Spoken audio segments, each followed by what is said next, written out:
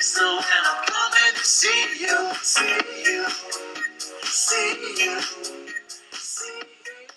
It's an example of not boring marketing. Can you pull the screen? Can you give me the screen one more time? I want to show something. Look at the view count. That's how being a little bit not a dull ass will make you a whole lot of money. I mean, they got something like 150,000 customers now. It's insane. And the dollar raisers are the tripwire. If you really want the good raisers, they're more, and they've got all kinds of other services and things that they'll sell you to their customer. That was their tripwire. All right, so you can fade out of this now if you want. Go back. Okay, so first off, if you guys have questions this morning about anything that we did yesterday, I want to bring up a couple people and do some hot seats that had some questions about their profiles and things like that. If you have questions, you can come to the mic over here, and I'll try to answer those questions for you. We'll do a little bit of that. We're going to have this first session this morning. We're going to have a first session this morning where we're going to build your lead magnet page, your squeeze page, for lack of a better term, where you're going to get your, or we're talking about other ways to get leads rather than a squeeze page. And then Richard Linder is going to come up and go over the actual funnel structure with you, which is, that's what he does. He's our funnels guy, among a lot of other things. Richard's been with me longer than anybody else has, so he knows me more than just about anybody. So he's going to show you how the mechanics of the funnels work if you guys are interested in that, which you should be, because you do all this work to create this copy. You're going to want it to work after the fact. So he'll be able to do that for you for a while. And sorry, I forgot my name tags. Bob. Hey, Bob. So you can tell me. Spell backwards is still Bob. It is. It's really easy. So I don't know if this is a good question for now. If it's not, you can just answer it later.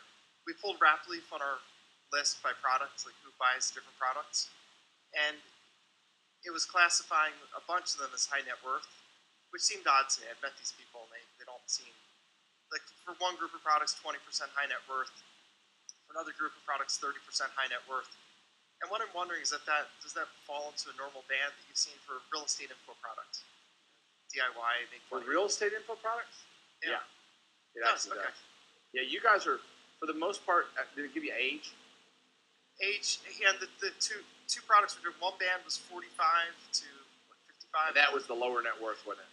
Yes. Yeah. And the others were to 60. It was like 50 to 60. The reason why, I think they classify high net worth as over $100,000 in disposable That's income. the other thing I was going to ask you. Yeah, I think that's what it is. It's not a big threshold. It's just basically saying they got $100,000.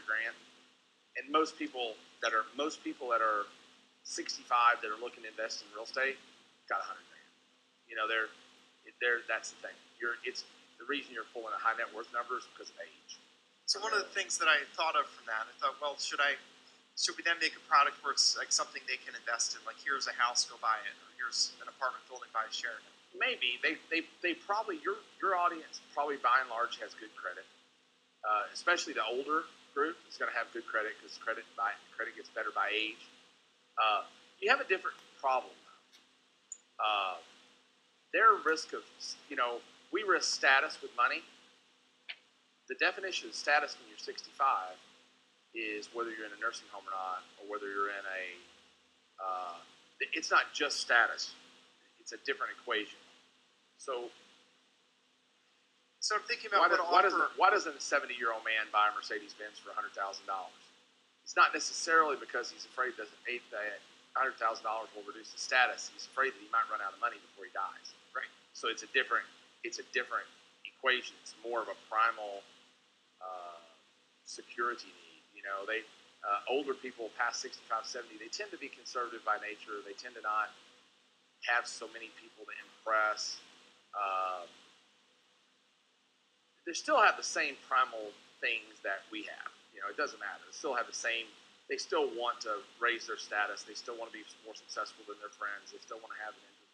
But they're also, I didn't talk about compassion and passion, compassion inversion, basically. How about that? So that's pretty good. Passion, compassion, inversion. So that's a chapter heading. It sounds fancy, doesn't it? But basically, what that means is that I don't have a dry erase marker. That's what it means. The hell would you put the dry erase marker over here? Put the markers over here and a board way over there? That doesn't make any sense. Basically, at 18 years old,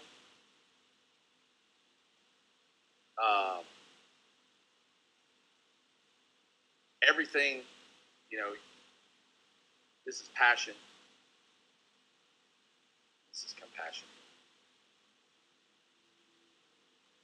And this is an 18-year-old. This is not the right way to do this. This is this is maybe a 65-year-old, and this is an 18-year-old. Their line's going to be, the younger you are, the more passionate you are about things. Typically, they have, if anybody's got a teenager, they have zero compassion for the most part. Are you talking about compassion for others, or compassion for others? As you get older, some people, a lot of people, most people become more compassionate, and they start thinking about things to take care of their kids, take care of their grandkids, make sure their wife is secure if they were to pass. So there's a wholly different level of status for them. So I changed my webinar. In thinking about that, change my webinar. I'd probably change the sales letter, although I'm not too familiar with sales letters. You start thinking about being a better dad, being a better granddad, legacy, things like that. So your status becomes not necessarily what's my status today, it's what's my status legacy going to be. I think about that all the time. It's the reason I'm writing this damn book. It really is my driver for the book, is because I want my kids, hopefully, I have this vision of that. It's probably bullshit. They probably won't care. The truth is, they probably won't give a shit. But I have this, but who cares? Me. Because I got this vision that they're going to be sitting around with their kids 25 years from now going, son, let me show you the lesson Dad showed me. That's going to be the thing. That's what's in my head, right? So that's a driver for me. It's a big driver. And they're also driven by their status is, what the hell did I accomplish in my life? That's especially true in the 50s. When you're in a group of 50s, 40s is driven by, I'm in my stride now, give me mine, it's time to make mine, right? I want to make my mark. 50s, you're going, damn, I'm not going to live to be 100 probably, so more than half of my life is gone. I've not accomplished a great deal. I want to accomplish something. 60s, I'd say, and this is generalizations, 60s more, I've tried for me. Now, what am I going to do for my family? What am I going to do for my kids? Other than if my survival is intact. If my survival is not intact, I'm scratching. You understand? Do you mean if you have enough, like, you have some savings, you have some money? Yeah. If my survival is not intact, I'm panicked, right? I'm panicked, and that's what makes seniors pretty big victims for financial fraud, because they're panicked and the guy didn't save any money until he was 59 years old, right? And he's 60. He starts seeing the clock ticking. I see him in my room. Those guys. I see those guys in my room every day. When I do a live event. Yeah, they didn't save no money, and they probably made pretty decent money. And had the thing is, the better lifestyle they've had in the past, the more motivated they are. If they've always been broke, then they're okay with being broke. They know how to be broke, right? You get a guy that's made $100,000 a year, spent 110, drove it up on credit, which is like also known as everybody, and he's 60 and his job got eliminated by technology, right? And he ain't got no money left, but he's been living a six-figure lifestyle for 40 years, right?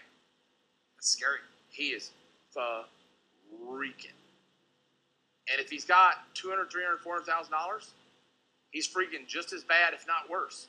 That doesn't seem like a good customer to me.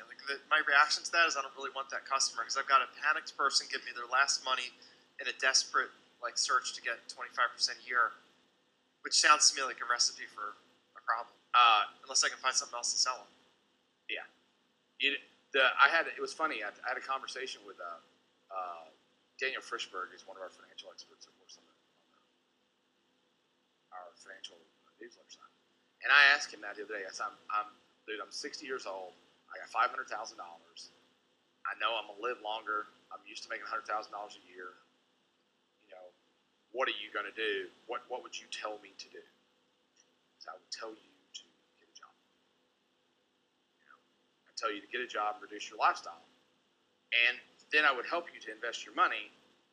And the big thing with him was you've got to learn to not invest very often, but invest in high leverage things and high leverage opportunities when they come along, but be very, very, very patient about what you invest in. So look at 100 houses, invest in one, versus look at 3, invest in one. Only, be and really be cognizant of risk more than reward.